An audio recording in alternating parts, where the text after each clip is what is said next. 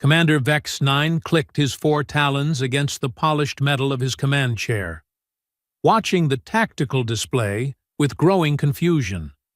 The numbers simply didn't make sense. No, that wasn't quite right. The numbers made perfect sense. It was the species behind those numbers that defied all logic. "Status report," he barked at Lieutenant Kresh, his voice carrying the authority of someone who had conquered 17 star systems before breakfast.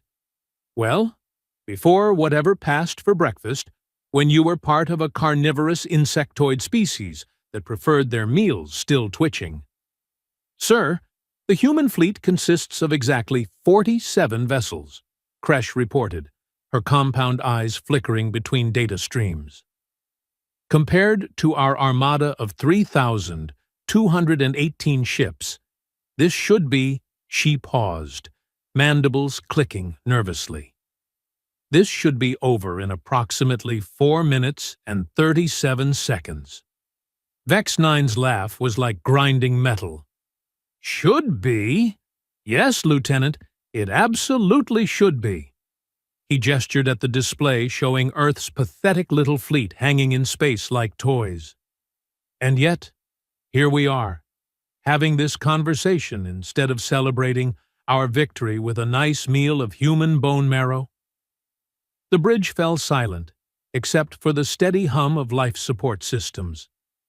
Every member of the Zorthak Dominion's finest fighting force knew their commander's reputation. Vex 9 had never lost a battle. Not one.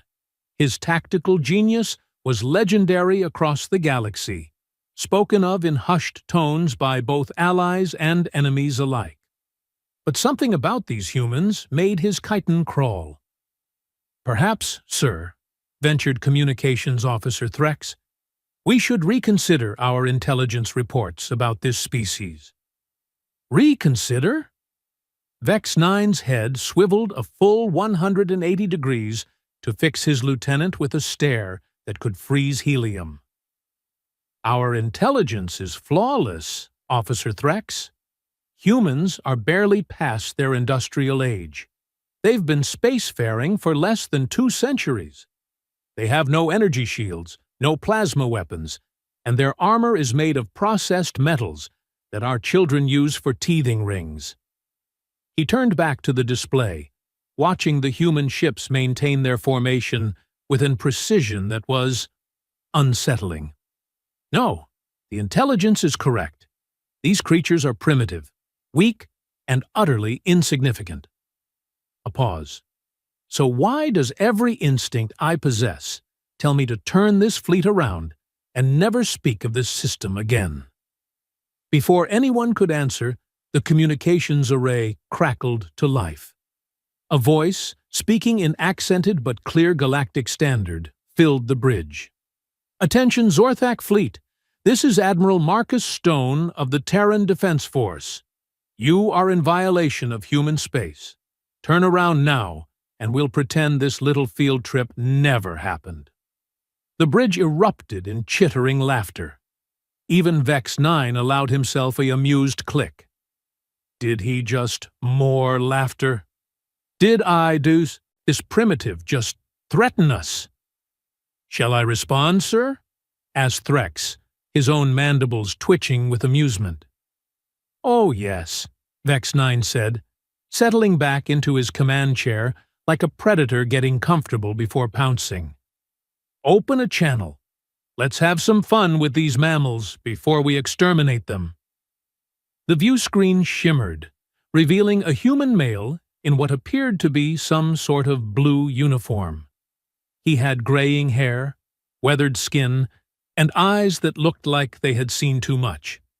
More importantly, he looked bored. Not terrified, not desperate, not even particularly concerned. Just bored. That should have been Vex 9's first clue. "Greetings, Admiral Stone," Vex 9 said, injecting as much condescension as possible into his translator's output. "I am Commander Vex 9 of the Zorthak Dominion. Perhaps your primitive sensors are malfunctioning, but you seem to be outnumbered by approximately 68 to 1. Admiral Stone took a sip from what appeared to be a steaming beverage and shrugged. Math was never my strong suit, Commander. I always preferred a more hands-on approach to problem-solving. How refreshingly direct, Vex 9 replied. I do admire honesty in my prey. It makes the victory so much more satisfying. Prey? Stone raised one eyebrow. That's an interesting choice of words, Commander. Tell me, have you ever heard the phrase speak softly and carry a big stick? I am unfamiliar with your primitive idioms, human. Stone's smile was thin and completely devoid of warmth. Well, Commander, consider this your education. You see, we humans have a saying. It's not the size of the dog in the fight. It's the size of the fight in the dog. More meaningless babble. Vex 9 waved a dismissive talon. Your species appears to have an unhealthy obsession with domesticated animals. You know what? You're right, Stone agreed cheerfully. Let me try a different approach. Are you familiar with human military history, Commander? Despite himself, Vex 9 found the question intriguing. Your species has been monitored since you achieved spaceflight. Your military history consists primarily of throwing rocks at each other with increasing levels of sophistication. Rocks, Stone repeated thoughtfully. You know, that's not entirely inaccurate. We did start with rocks. Then we moved on to pointy sticks, then metal pointy sticks. Then we learned to make the pointy sticks explode. Then we learned to make them explode really, really big. Your point, Admiral? My point, Commander, is that for the past 12,000 years, humans have done nothing but find new and creative ways to kill each other. We've turned warfare into an art form. We've taken the simple act of violence and elevated it to levels that would make your worst nightmares seem like pleasant dreams. Vex 9's laughter was like grinding gears. Impressive words from someone commanding 47 ships against over 3,000. Oh, these? Stone gestured casually. These aren't warships, Commander. These are just the ships we use to make sure the real fleet has something to do. The statement hung in space like a bomb waiting to explode. The real fleet? Vex 9's voice had lost some of its confidence. Stone's grin widened, and for the first time, Vex 9 noticed that human teeth were remarkably sharp for an allegedly omnivorous species. Commander, let me share something with you. When we humans first achieved faster-than-light travel, do you know what the first thing we did was? Explore. We built weapons. Bigger, better, nastier weapons than anything we'd ever dreamed of on Earth. Because we knew, absolutely knew, that sooner or later we'd run into someone like you. Someone who thought they could come into our backyard and push us around. The display behind Stone suddenly filled with new contacts. Hundreds of them. Then, thousands. Vex 9's compound eyes widened as his sensor operators began reporting impossible readings. Sir, Kresh's voice cracked with panic. I'm detecting massive energy signatures, ships decloaking throughout the system. How many ships? Vex 9 demanded. I can't get an accurate count, sir. At least 15,000. No, 20,000. Sir, they're still appearing.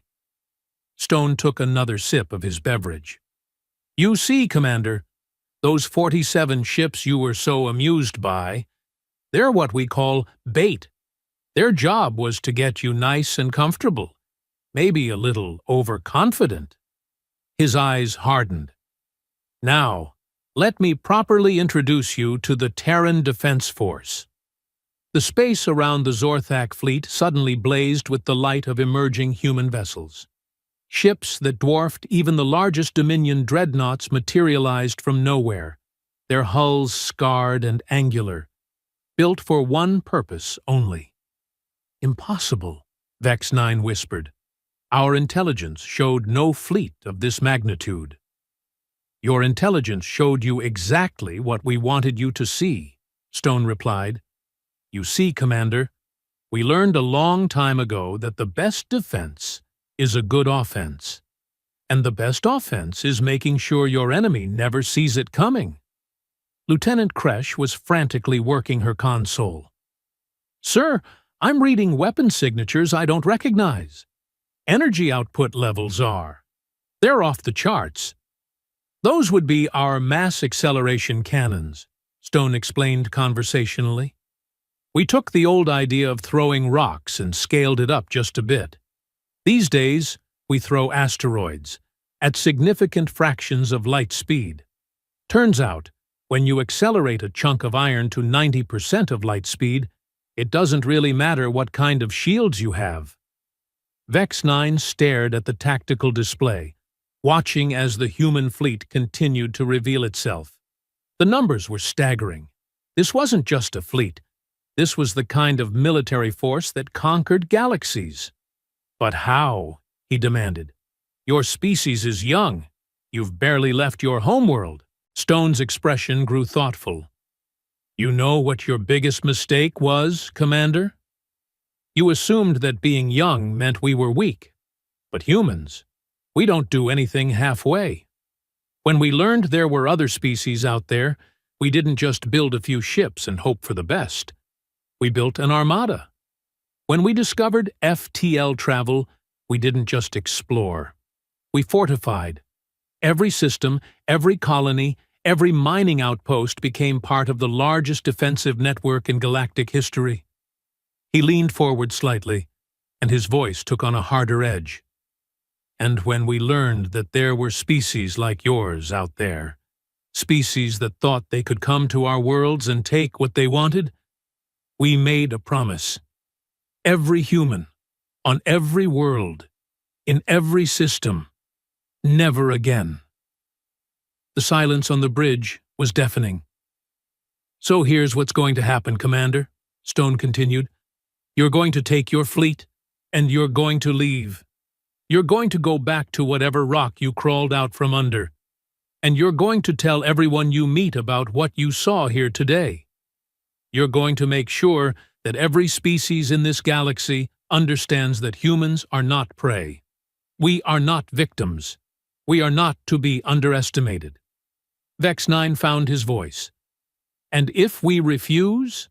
Stone's smile returned, cold and predatory. Then you'll get to experience firsthand what 12,000 years of perfecting the art of warfare looks like. And, Commander, trust me when I tell you that it won't be quick, and it won't be pleasant. The tactical display showed the human fleet continuing to deploy, revealing weapon systems that defied conventional understanding. Ships bristling with armaments that looked like they had been designed by engineers who had studied nothing but death and destruction. You have 60 seconds to decide, Stone added. After that, we start shooting. Vex 9 looked around his bridge at his officers. These were the finest military minds the Zorthak Dominion had produced. Veterans of countless campaigns, conquerors of worlds, the terror of a dozen species. And every single one of them was staring at him with expressions that clearly said the same thing. Get us out of here. Now. Sir, Communications Officer Threx said quietly, perhaps a strategic withdrawal would be advisable. Strategic withdrawal. The polite military term for running away with your tail between your legs. Vex 9 looked back at the human admiral, who was calmly checking what appeared to be a timepiece on his wrist. 30 seconds, Commander. The humans weren't bluffing. Every instinct Vex 9 possessed, every tactical algorithm his species had developed over millennia of warfare, every survival mechanism hardwired into his DNA was screaming the same message. These predators were apex hunters, and his fleet had just stumbled into their territory. Admiral Stone, he said carefully, I believe there may have been a misunderstanding. The Zorthak Dominion has no quarrel with humanity. 20 seconds. We were merely exploring this region of space. Scientific curiosity, you understand. 10 seconds. Vex 9's pride warred with his survival instincts. Pride lost. Fleet command, he barked to his communications officer. All ships, execute immediate tactical withdrawal. Jump coordinates Sigma 77. The human admiral nodded approvingly. Wise choice, Commander. Oh, and Vex 9? Yes? The next time you decide to go exploring, maybe pick a different direction. As the Zorthak fleet prepared to jump to hyperspace, Vex 9 couldn't help but stare at the human armada surrounding them. Ships that looked like they had been built by a species that had spent its entire existence preparing for war. Which, he was beginning to realize, was exactly what they were. The jump to hyperspace engaged, and the last thing Vex 9 saw was Admiral Stone raising his cup in what might have been a mocking salute. As the stars streaked past and the human fleet disappeared behind them, Vex 9 slumped in his command chair. In the span of 15 minutes, everything he thought he knew about the galaxy had been turned upside down. "Sir," Lieutenant Kresh said hesitantly, "what do we tell the High Command?" Vex 9 was quiet for a long moment, considering his response.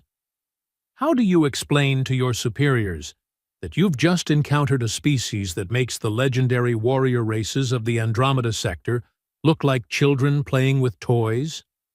"We tell them the truth," he said finally. "We tell them that humans are not to be trifled with. We tell them that Earth is off limits, and we tell them that anyone foolish enough to test these creatures will not live to regret it." He paused, remembering Admiral Stone's cold smile and the casual way he had discussed weapons that could crack planets. "And Kresh?" "Yes, sir?" "We tell them to spread the word. Every species, every government, every military force in known space needs to understand one simple fact. Humans are not prey. They are the predators we never saw coming." As the Zorthak fleet continued its retreat, none of them noticed the small, innocuous probe that had attached itself to their flagship during the encounter. A probe that would monitor their every move, report their every communication, and ensure that the Terran Defense Force always knew exactly where the Zorthak Dominion was and what they were doing. Because humans, as Admiral Stone could have told them, believed very strongly in keeping track of potential threats. And they were very good at it. The emergency session of the Galactic Council had been called within hours of the Zorthak fleet's return to Dominion space. Representatives from 43 species packed the massive amphitheater on Nexus Prime, their various forms of communication creating a cacophony that would have driven most sentient beings insane. Council Speaker Jex Prime, a tall, ethereal being whose species had mastered diplomacy before most others had discovered fire, called for order with a resonating chime that cut through the noise like a blade through silk.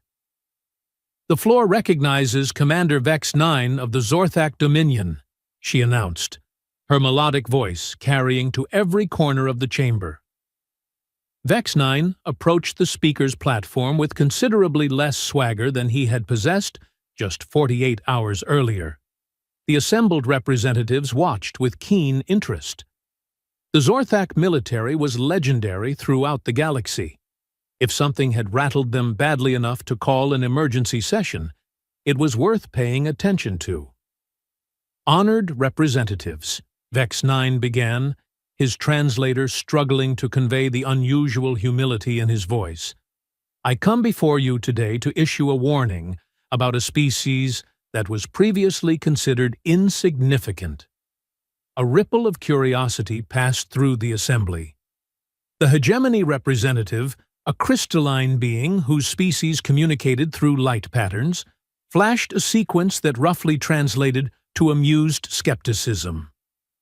"The species in question," Vex 9 continued, "calls itself humanity. They inhabit a small system on the outer rim that we designated as Sol 3. The primitives? Asked the representative from the Kythera collective, her 6 arms gesturing dismissively. Commander, surely you didn't summon us here to discuss those barely evolved mammals? Vex 9's mandibles clicked in what those familiar with Zorthak body language would recognize as barely controlled irritation. Representative Quinstar, I assure you that my assessment of these creatures has undergone a rather dramatic revision. He activated his personal holographic display, showing the tactical readout from their encounter with the human fleet. The numbers drew immediate attention from the military observers in the gallery. As you can see, what we initially encountered was a modest force of 47 vessels. Our intelligence suggested this represented the entirety of human military capability. And you were wrong, stated Ambassador Korax of the Threnodi Empire, his bass voice rumbling through the chamber like distant thunder. Spectacularly wrong, Vex 9 admitted. What we discovered was that humans had constructed what can only be described as the largest military force in recorded galactic history. Conservative estimates place their fleet strength at over 20,000 vessels, equipped with weapons technology that defies conventional understanding. The chamber erupted in disbelief. Species that had been spacefaring for millennia began demanding details, cross-referencing intelligence reports, and generally behaving like politicians who had just been told their comfortable assumptions about the universe were completely incorrect. Council Speaker Jex Prime called for order again. Commander Vex 9, you are making claims that contradict decades of intelligence gathering.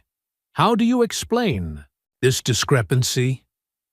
They lied to us, Vex 9 said simply.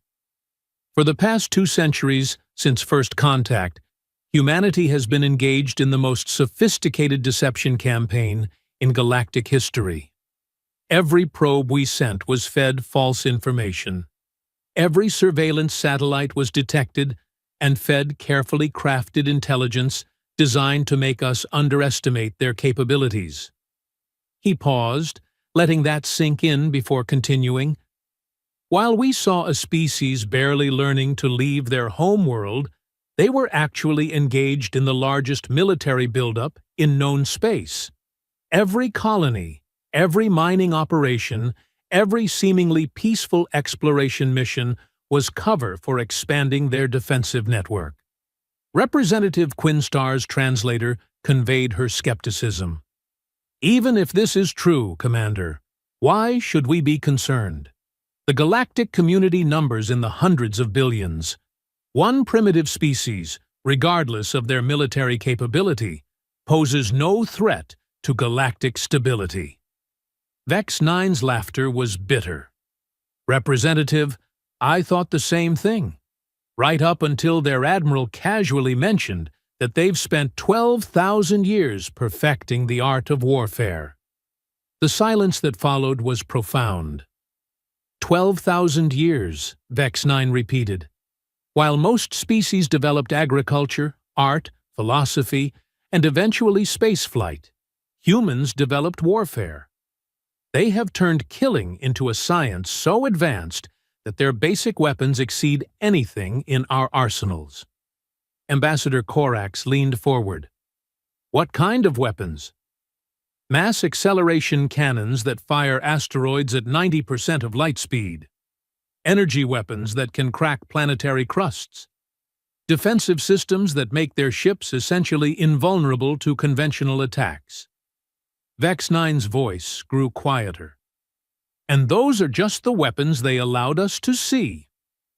The implications began settling over the assembly like a toxic cloud. There's more, Vex 9 continued, and several representatives visibly flinched. Their commander, Admiral Stone, made it clear that their entire military doctrine is based on the assumption that every other species in the galaxy is a potential threat. They have spent centuries preparing for war with enemies they hadn't even met yet. Paranoid, muttered the representative from the Vegan Confederacy. Prepared, Vex 9 corrected. Thoroughly, completely, overwhelmingly prepared. They know the location of every major military installation in known space. They have detailed intelligence on every species' military capabilities. They have contingency plans for fighting enemies that exist only in theory. Council Speaker Jex Prime's normally melodic voice carried a note of concern. How extensive is their intelligence network? Before Vex 9 could answer, the chamber's main communication array activated. A familiar voice filled the amphitheater, speaking in perfect Galactic standard. Good afternoon, honored representatives. This is Admiral Marcus Stone of the Terran Defense Force. The effect was electric. Representatives who had been skeptical moments before suddenly found themselves looking over their shoulders, as if the human admiral might materialize from thin air. I apologize for the intrusion, Stone's voice continued, but I felt it was important to address some misconceptions that seem to be circulating about humanity's intentions. Council Speaker Jex Prime recovered her composure first. Admiral Stone, how are you accessing our secure communications? Stone's chuckle was audible across the chamber. Speaker Jex Prime, I think we both know the answer to that question. The real question is whether you'd prefer to continue this conversation under the pretense that your communications are secure, or whether you'd like to have an honest discussion about the current state of galactic affairs. The chamber fell silent. The most secure facility in known space, protected by technology from dozens of species, had just been casually penetrated by a species most of them considered primitive. You have our attention, Admiral, Jex Prime said carefully. Excellent.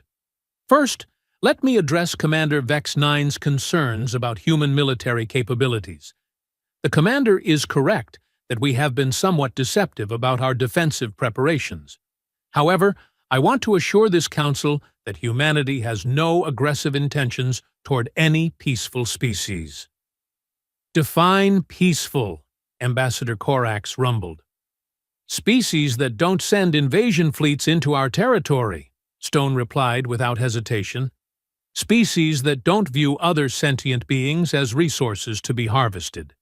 Species that don't consider conquest a legitimate form of foreign policy. The pointed nature of the comment wasn't lost on anyone. Several of the more militaristic species shifted uncomfortably. However, Stone continued, I want to make something crystal clear to this assembly. Humanity will not tolerate aggression against Earth or any human colony. We will not negotiate with slavers, genocidal regimes, or species that consider other sentient beings to be property. Representative Quinstar found her voice. Admiral, you speak as if humanity has the authority to dictate galactic policy. Representative Quinstar, Stone's voice carried a note of amusement. I'm not dictating anything. I'm simply informing you of human policy. What you do with that information is entirely up to you. And if we choose to ignore your policy? Asked the representative from the hegemony, his light patterns flickering with what might have been challenge or curiosity. Then you'll learn why humans spent 12,000 years becoming very, very good at warfare, Stone replied. But I'm hoping it won't come to that. You see, despite what Commander Vex 9 may have told you, humans actually prefer peace. We're much better at building things than destroying them. Yet you've built the largest military force in galactic history, Jex Prime observed. We have, Stone agreed, because we learned early in our history that the best way to ensure peace is to be so thoroughly prepared for war that nobody wants to test you. It's called peace through strength, and it's served us well for millennia.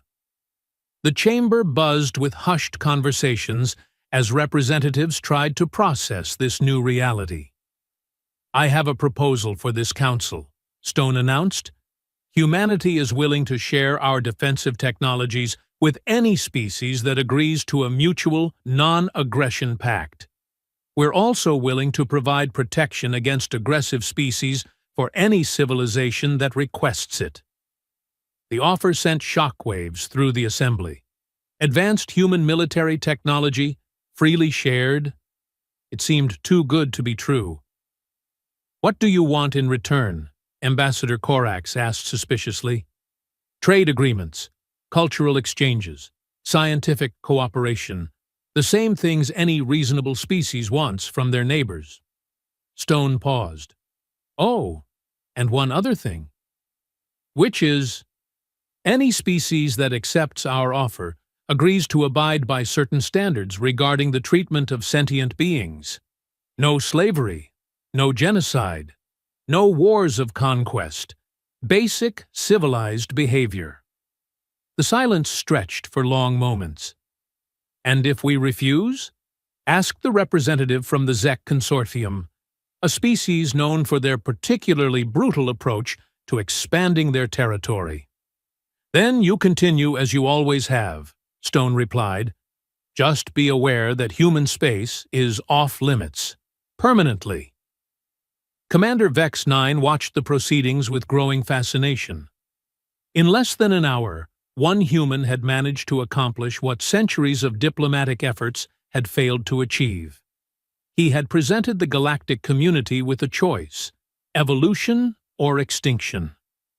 "Ladies, gentlemen, and assorted sentient beings," Stone's voice carried a note of finality, "I'll give you time to consider our proposal. But understand this: the galaxy is changing. The age of conquest and exploitation is ending. Species that adapt to this new reality will prosper. Those that don't," he didn't need to finish the sentence. "How long do we have to decide?" Jex Prime asked. "Take all the time you need," Stone replied. "We're very patient. We've had 12,000 years to perfect that particular virtue, along with all the others." The transmission ended, leaving the chamber in stunned silence. Commander Vex 9 looked around at the assembled representatives, seeing his own thoughts reflected in their expressions. The galaxy had just been handed an ultimatum by a species they had dismissed as irrelevant. "Well," Jex Prime said finally, "I believe we have much to discuss."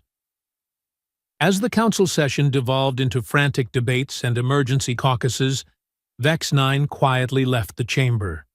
He had reports to file, superiors to brief, and an entire military doctrine to rewrite. But mostly, he had a disturbing realization to confront.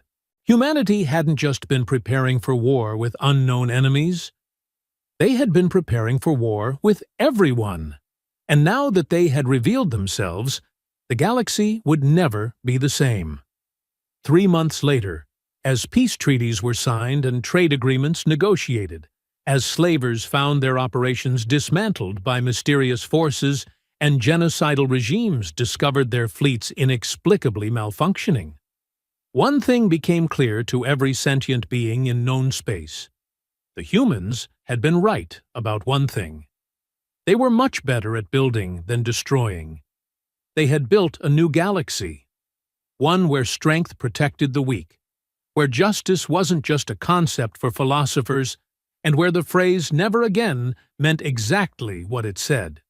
Commander Vex 9, now serving as the Zorthak Dominion's ambassador to Earth, often found himself thinking about that first encounter, about how a species everyone had underestimated had quietly become the guardians of galactic civilization. And sometimes, late at night in his quarters overlooking the lights of New Geneva, he would raise a glass of human whiskey and toast the galaxy's most dangerous species, the ones who had chosen to be protectors instead of conquerors. The humans,